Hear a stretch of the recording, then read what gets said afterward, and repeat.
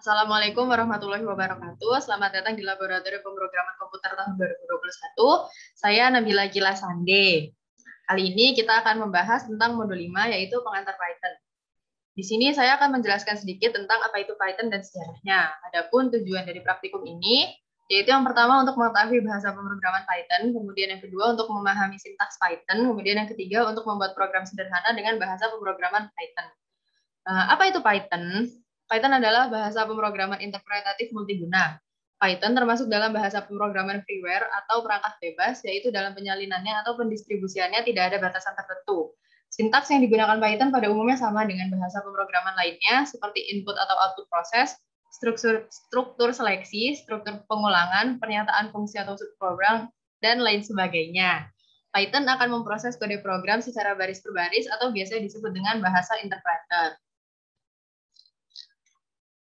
Kemudian bahasa ini dirilis pertama kali pada tahun 1991, dirancang oleh seorang bernama Guido van Rossum. Pengembangan bahasa pemrograman Python telah dimulai sejak tahun 1989 di Centrum Wiskunde dan Informatika. Dan sampai saat ini Python dikembangkan secara lanjut oleh Python Software Foundation sejak tahun 2001. IDE adalah sebuah software aplikasi yang memberikan fasilitas bermanfaat ketika membuat program. Ide untuk Python sangat banyak. Tersedia bermacam-macam ide dengan kelebihan dan kekurangannya masing-masing. Kemudian di sini ada beberapa ide yang cukup populer untuk Python. Jadi yang pertama ada JupyterLab, ada Spider, NetBeans, PyCharm, VS Code, dan lain-lainnya. Kemudian sintaks Python itu aturan dasar terstruktur bahasa Python hampir sama dengan bahasa pemrograman pada umumnya seperti Java atau PHP. Sintaks dasarnya ini ada print, itu di mana sesuatu yang akan dicetak harus diletakkan di antara kurung buka atau kurung tutup, bahkan di Python versi 2 tidak harus menggunakan tanda kurung kurawal, cukup dipisahkan dengan spasi. Contohnya kayak ini. Terus ada Python case sensitive. Jadi Python case sensitive ini itu artinya huruf besar dan huruf kecil memiliki perbedaan. Sebagai contoh, jika menggunakan fungsi print dengan huruf kecil, itu akan berhasil. Tapi kalau misalnya print pakai huruf kapital, itu nanti akan muncul pesan error. Aturan ini berlaku untuk nama variabel ataupun fungsi-fungsi lainnya. Kemudian ada komentar Python. Komentar adalah kode di dalam skrip Python yang tidak dieksekusi atau tidak dijalankan mesin. Komentar hanya digunakan untuk menandai atau memberikan keterangan tertulis pada skrip. Komentar biasa digunakan untuk membiarkan orang lain memahami apa yang dilakukan skrip atau untuk mengingatkan kepada programmer sendiri jika suatu saat kembali mengedit skrip tersebut. Untuk menggunakan komentar, cukup menulis tanda pagar, diikuti dengan komentar. Contohnya kayak ini, jadi ada pagar, terus ini adalah komentar. Terus untuk penulisan komentar lebih dari satu baris itu dengan menggunakan kutip 2-3 kali dan ditutup dengan kutip 2-3 kali juga. Contohnya kayak ini. Kemudian ini ada studi kasusnya. Studi kasusnya itu pelajar bernama Nugrah Intan tertarik mempelajari bahasa pemrograman Python. Karena Intan masih awam dengan bahasa ini, berilah contoh kepada Intan bagaimana mencetak sebuah kata atau kalimat tertentu, serta bagaimana cara memasukkan sebuah data secara sederhana supaya Intan lebih mudah memahaminya. Jadi di sini kalian kalau udah buka Python-nya, itu bisa klik new, terus folder, nanti muncul, terus kalian bisa bikin foldernya sendiri. Terus kalau mau bikin itu barunya, new terus Python 3.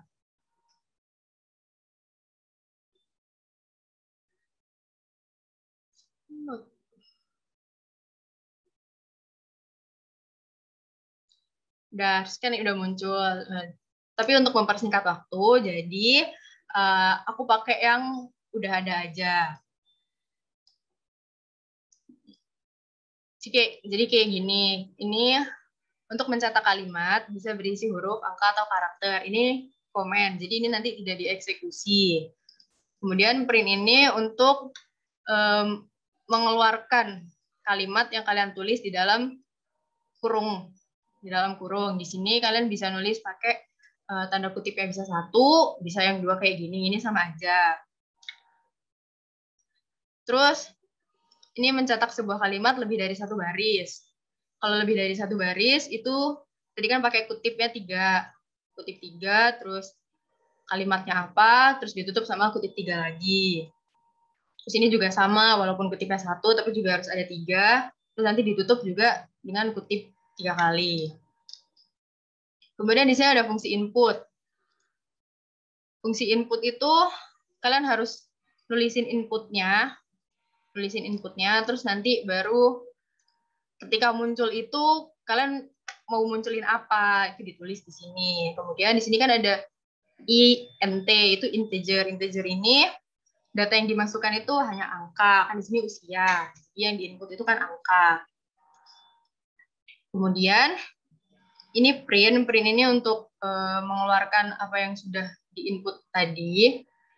Kemudian di sini kan ada print tapi P-nya besar. Kan tadi kan Python kan bersifat case sensitif. Jadi penulisan fungsi print dengan huruf kapital itu akan memunculkan pesan error.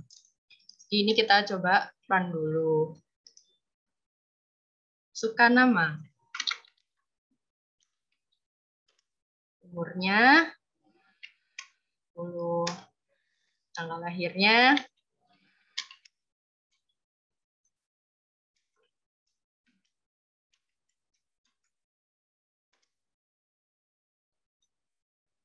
yang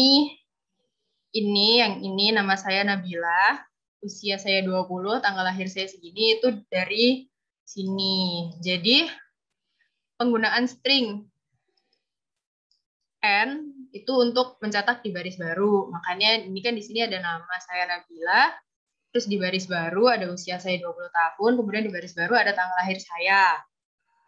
Terus kenapa kok ini error? Kan ada error ini. Ini kenapa kok error ada di baris 38? Ini yang tadi print, yang tadi kita bersifat case sensitif. Jadi penulisan fungsi print dengan huruf kapital akan memunculkan pesan error. Jadi ini nanti P-nya itu harus diganti sama P kecil biar nggak error. Kemudian sekarang kita masuk ke studi kasusnya. Jadi studi kasus kalian itu nama yang awal ini kalian isi sama nama praktikan 1. Terus nama yang kedua ini diisi sama nama praktikan 2. Terus print ini salah satunya itu diganti. Jadi selamat datang di toko kalian apa gitu. Terus untuk fungsi inputnya, fungsi input ini harus ada, kan tadi kan kita pakai toko kalian yang kemarin udah dipakai ya. Jadi ini nanti ditulis di sini nama pelanggannya siapa, terus nomor pelanggannya berapa, terus pesanannya apa, sama jumlah pesanannya berapa. Terus nanti juga dibuat ininya masing-masing gitu. Sekian penjelasan dari modul 5 ini. Kurang lebihnya mohon maaf. Assalamualaikum warahmatullahi wabarakatuh.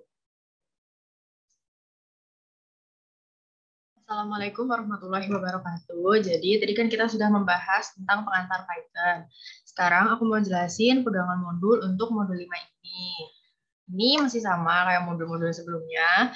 Untuk header di caps lock semua dengan TNR 11 bold spesial 1,0. Kemudian untuk judul modul 5 pengantar Python ini juga di caps lock. Kemudian TNR 14 bold spesial 1,5. Lalu kalian kasih jarak 1 enter, baru kalian akan memasuki bab 1 pendahuluan yang terdiri dari latar belakang, rumusan masalah, dan juga tujuan praktikum. Untuk penulisan pendahuluan, latar belakang, rumusan masalah, dan juga tujuan praktikum, ini TNR 12 di bold, spesial 1,5. Kemudian untuk latar belakang ini terdiri dari 3 paragraf, harus 1 halaman. Di mana paragraf 1 berisi tentang deskripsi bahasa Python secara umum, paragraf 2 berisi tentang deskripsi materi modul, paragraf 3 berisi tentang permasalahan atau studi kasus. Untuk rumusan masalahnya disamakan saja seperti ini, yaitu bagaimana cara mencetak sebuah kata atau kalimat dan menginput sebuah data secara sederhana dengan menggunakan bahasa pemrograman Python. Untuk tujuan praktikumnya di sini minimal ada 3, disesuaikan dengan studi kasus kalian masing-masing. Untuk keseluruhan laporan, margin bagian kiri itu 4, kanan atas bawah itu 3. Kemudian di justify, spesial 1,5, before after 0, bahasa asing jangan lupa di italic. Kemudian untuk bagian footer ini juga di caps lock semua dengan TNR 11, bold, spesial 1,0 di italic semua. Kemudian kita akan memasuki bab 2, tinjauan pustaka. Tinjauan pustaka ini minimal 17 halaman dengan literatur minimal 1 buku, 2 internet, dan 2 jurnal. Untuk literatur web dan juga jurnal minimal tahun 2016. Untuk judul tinjauan pustaka ini di bold NR12. Kemudian untuk keseluruhan isi tinjauan pustaka spesies 1,5 di justify. Kemudian bahasa asing juga jangan lupa di italic. Kemudian kita akan memasuki bab 3, yaitu langkah-langkah pengerjaan. Di sini bagian A ada studi kasus yang berisi tentang deskripsi studi kasus kalian dan juga bagaimana langkah pengerjaannya. Kemudian untuk bagian B-nya berisi flowchart, di mana flowchart ini terdapat mulai, kemudian ada data input, kemudian ada coding kalian nanti, data output, kemudian error atau tidak. Apabila error, maka akan kembali ke coding. Kalian benarkan dulu, apabila tidak, maka bisa langsung ke hasil. Kemudian ada bab 4, yaitu hasil dan pembahasan, di mana bagian A ini ada output studi kasus. Jadi di sini kalian melampirkan output kalian seperti apa. Kemudian untuk bagian B ada analisis output yang berisi tentang penjelasan dari output kalian tadi itu seperti apa. Kemudian di sini ada bab 5, yaitu kesimpulan dan saran, di mana kesimpulan ini berisi menjawab tujuan, bukan kopas analisis. Jadi apabila tujuan kalian ada 3, maka kesimpulan kalian juga ada 3. Apabila tujuan kalian ada 4, maka kesimpulan kalian juga ada 4. Pokoknya intinya kesimpulan itu menyesuaikan berapa banyak tujuan kalian. Kemudian untuk sarannya di sini minimal 3, dan itu diperuntukkan untuk modul atau laboratorium. Kemudian di sini bab 6 ada daftar pustaka. Daftar pustaka ini minimal 5 sumber, 1 buku, 2 internet minimal tahun 2016, dan juga 2 jurnal minimal tahun 2016. Sekian dari penjelasan pegangan modul untuk modul 5 ini. Kurang lebihnya mohon maaf. Wassalamualaikum warahmatullahi wabarakatuh.